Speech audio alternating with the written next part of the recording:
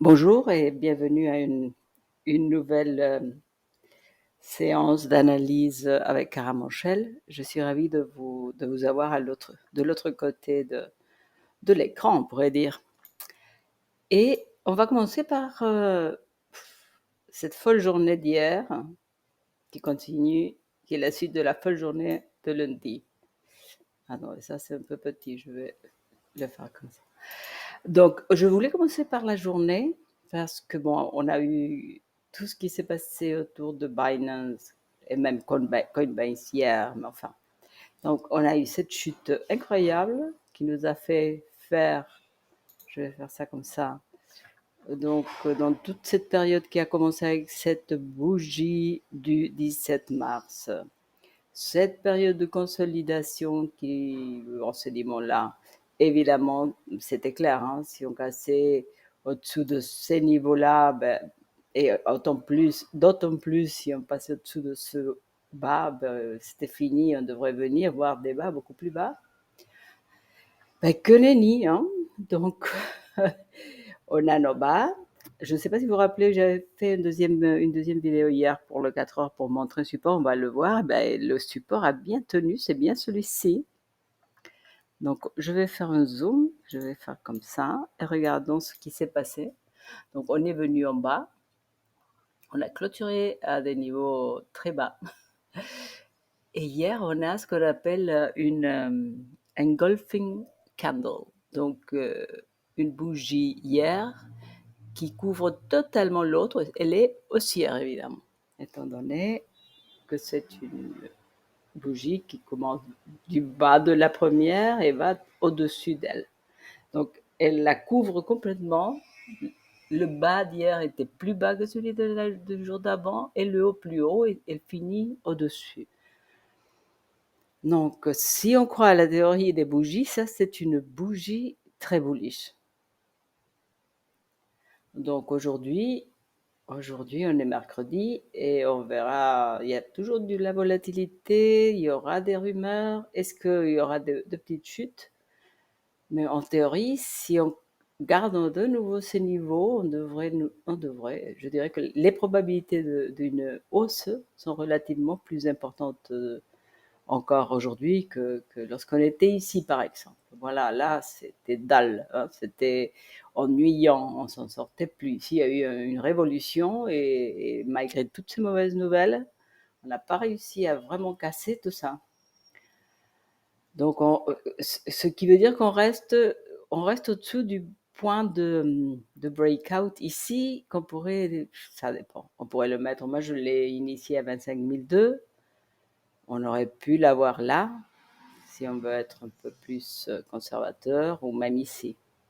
Ok, donc cette zone, c'est la zone de breakout du mois de mars, on est au mois de juin. Donc après les nouvelles de lundi et mardi et toutes les rumeurs les plus folles, Bitcoin reste au-dessus de tout ça. Donc en principe, je dirais que ça nous fait penser qu'une hausse à partir d'ici est plus probable qu'une baisse. C'est comme ça que je dirais. Donc maintenant, regardons un peu les indicateurs. Évidemment, on avait une volatilité très basse ici qui a commencé à monter. D'abord haussière à niveau du stochastique, ensuite on a eu la chute. Donc, et maintenant, le stochastique essaye d'aller vers le haut et voilà, et il l'est déjà. Oui, oui, le bleu est au-dessus du rouge. On le voit là. Il va le rester pour autant qu'on clôture aujourd'hui au-dessus de 26,850 à peu près. Actuellement, on est. Donc, si on clôture à peu près à des niveaux comme celui où on est exactement maintenant, on peut espérer que le stochastique continue à monter, le stochastique, et que si la volatilité continue à monter, on va avoir une belle hausse après cette chute de début de semaine.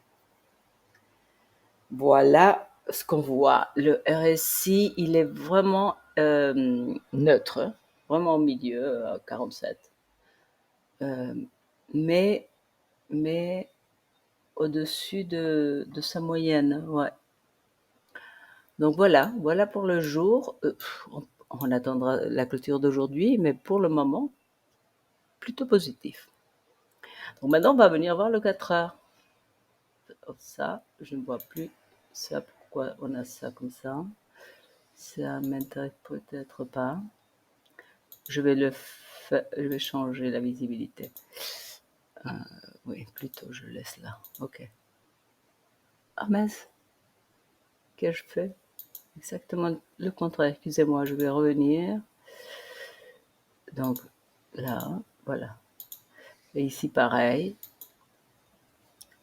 Et ici, pareil. Voilà.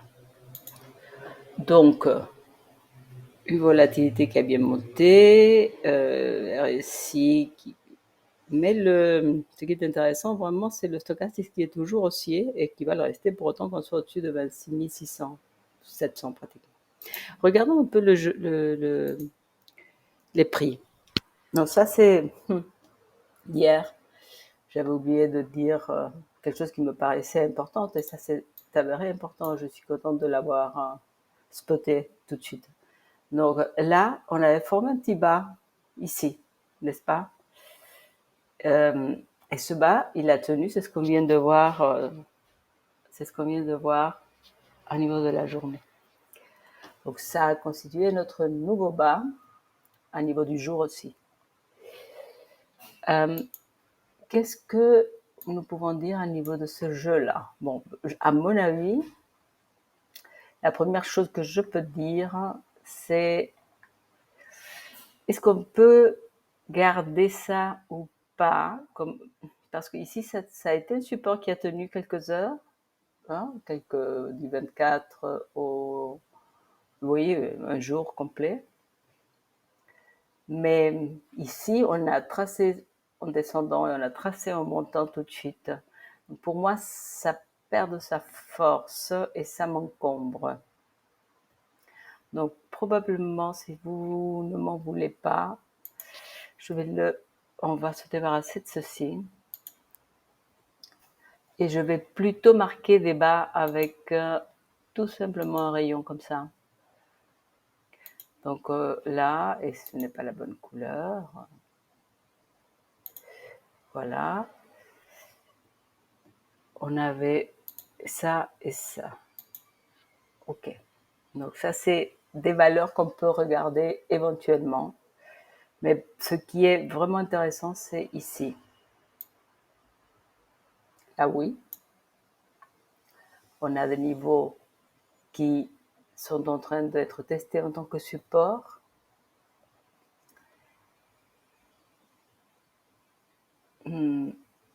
Ici, je pense que ça tient toujours la route. Ok. On n'est pas encore venu jouer comme ici, consolider à ces niveaux-là, mais on les a déjà touchés. Ici, celui-ci, cette résistance est avérée assez importante. On va la garder, mais peut-être je vais plutôt l'ajuster à propos de ces mouvements qui ont eu lieu plus récemment. Donc c'est plus fort. Évidemment, dans l'histoire, lorsqu'on regarde ça, des mouvements vous savez quoi? On pourrait parce qu'il y a aussi est-ce que c'est lisible? Et ça l'est pas tellement, n'est-ce pas? Donc on pourrait soit regarder ça, soit se dire que notre véritable résistance maintenant se trouve ici et ne pas regarder ça de cette façon-là. Hein? On pourrait même englober le haut, voilà.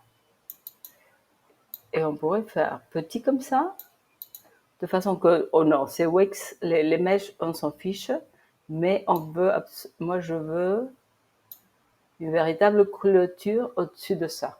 Là, je pense que je vois plus clair et ça aidera davantage. Ceci, on peut le garder. Est-ce que ça va tenir ce support ou pas? Donc c'est clair, c'est toujours le même type de raisonnement, vous le connaissez maintenant. Si ce support tient,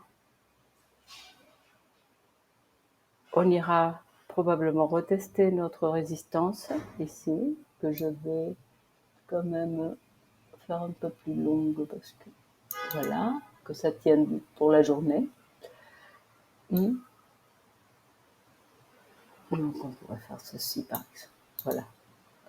Se laisser un peu plus de marge de manœuvre et être plus sûr. C'est un peu plus conservateur peut-être.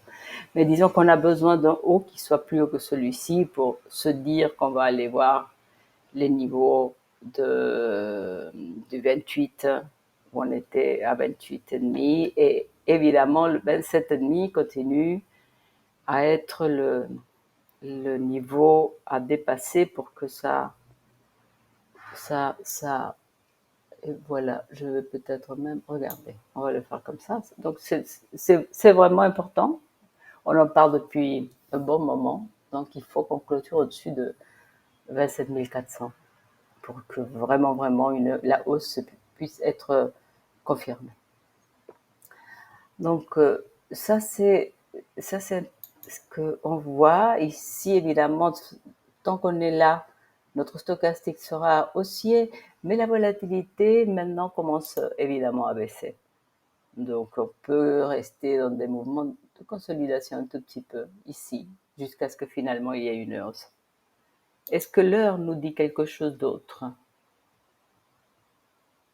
Hier, on ne l'avait pas trop regardé. Volatilité qui baisse, stochastics aussi. Donc c'est période de consolidation pour le moment et un RSI qui vient de croiser à la baisse. Nous allons regarder. Regardez ça, c'est notre.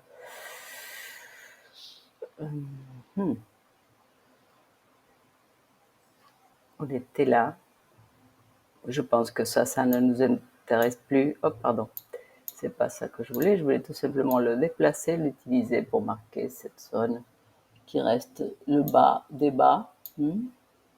Donc sur l'heure, je vais le faire beaucoup plus petit, bien sûr. C'est ici qu'on a ce support. Mais évidemment, il est clair disons que si on doit aller vers les 28 et ensuite les 30, idéalement, on ne souhaite pas voir ces niveaux être retestés, n'est-ce pas? Mais on est un peu loin. Je pense que ce qui est vraiment intéressant ici, c'est ces niveaux. Ça tient depuis un bon moment. Et même avec cette chute folle, on a eu une petite hésitation à ces niveaux-là. Donc c'est vraiment un prix qui veut dire quelque chose pour l'heure. Voilà. Qu'on est en train de retester de nouveau. Cette ligne-là, je pense qu'on peut l'enlever. On va regarder tout simplement ceci. Ici, évidemment, c'est plutôt ça. Et je crois qu'on n'a pas intérêt à aller voir très loin. Gardons ça comme ça. L'heure nous montre ça et ceci plutôt là.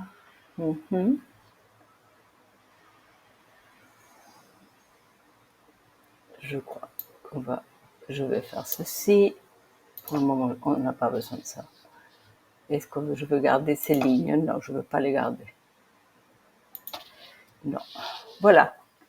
Voilà comment je vois l'heure.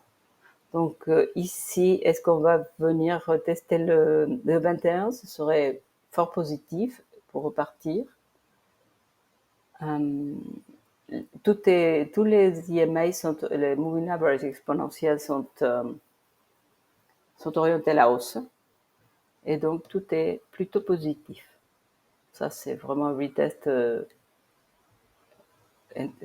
positif par rapport à tout ce mouvement qu'on a eu en début de semaine. On verra comment la journée se passe aujourd'hui et on se reparlera demain. Je vous remercie pour tous vos commentaires et votre support. j'aimerais beaucoup que vous regardiez sur YouTube aussi, comme ça je me fais un peu connaître là, ou Twitter, n'importe. Twitter, c'est parfois plus facile. En tout cas, merci et à demain. Bonne journée à vous.